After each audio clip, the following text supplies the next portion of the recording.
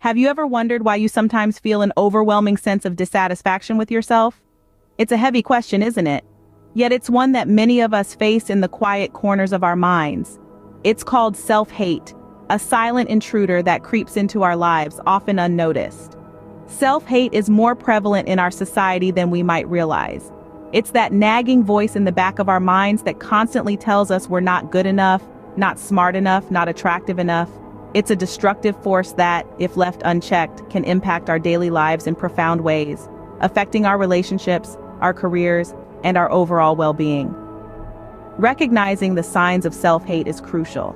The sooner we identify it, the sooner we can intervene and initiate change. So let's delve into this topic together. In this video, we will uncover the 7 signs that you might be harboring self-hate. The first sign is constant self-criticism. We all have an internal dialogue, a voice inside our heads that reflects our thoughts and feelings. But when that voice turns into a harsh critic, constantly berating and blaming us for every little thing, it's a sign that we're dealing with self-hate. This relentless self-criticism can seep into different aspects of our lives. In the workplace, it might manifest as the belief that we're never good enough, no matter how hard we strive. In relationships, it might appear as the thought that we're always at fault, even when we're not. And when it comes to personal goals, we might convince ourselves that we're destined to fail, even before we've begun. This kind of self-criticism is more than just being hard on ourselves. It's a form of self-punishment, a sign that we're not treating ourselves with the kindness and respect we deserve. If you constantly find yourself criticizing every move you make, you might be dealing with self-hate. The second sign is neglecting self-care. Often we may overlook the importance of self-care, but it's the cornerstone of maintaining a healthy self-image. Ignoring personal hygiene, health, and wellness is not simply about being disorganized or lazy. It can be a manifestation of self-hate, a reflection of how we view ourselves. Taking care of our bodies and minds is an act of self-love, a testament to our value. Remember, neglecting self-care is more than just being lazy. It could be a sign of self-hate. The third sign is self-sabotage, a tricky beast to identify, as it often masquerades as simple bad luck or unfortunate circumstances. Yet, upon closer inspection, you may find that it's your own actions that are setting you up for failure.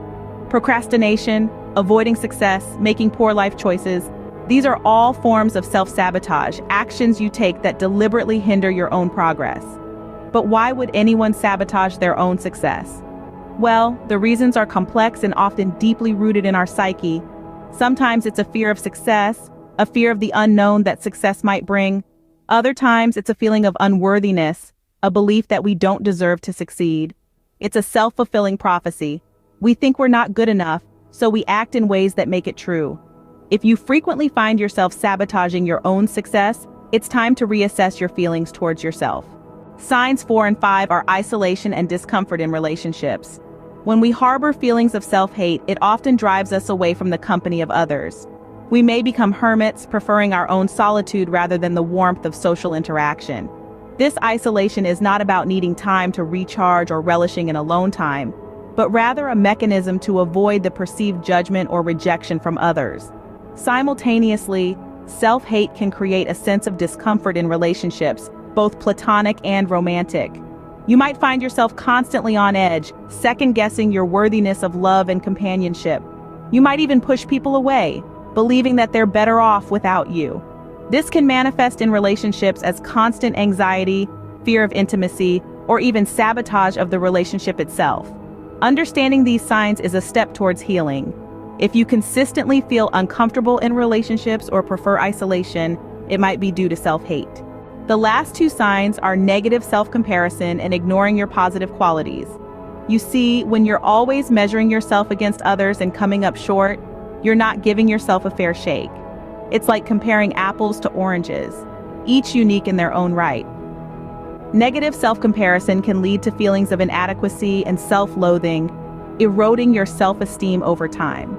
On the other hand, ignoring your positive qualities is another telltale sign. It's not about being boastful or self-centered, but rather acknowledging your strengths, your achievements, and the qualities that make you uniquely you. If you find yourself brushing off compliments or downplaying your successes, you're dismissing your own value. In both cases, you're focusing too much on perceived flaws and not enough on your inherent worth. Remember, everyone has their strengths and weaknesses. If you find yourself only focusing on the latter, you might be dealing with self-hate.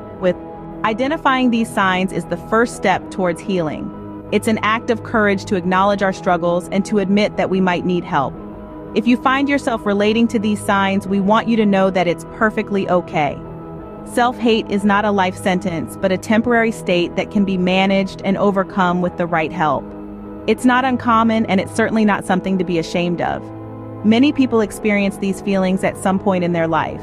But remember, you don't have to face this alone. There are professionals out there, psychologists, therapists, and counselors who are trained to help you navigate these emotions. They can provide you with tools and strategies to manage self-hate, to cultivate self-love, and to improve your overall mental well-being. There are also numerous resources available online, from self-help books to online therapy platforms, that can provide guidance and support. Don't hesitate to explore these options, and don't forget the power of community. There are support groups and forums where you can connect with others who are going through the same journey. Sharing your experiences and listening to others can be incredibly healing. Remember, it's okay to seek help. You're not alone in this journey, and it's never too late to start loving yourself.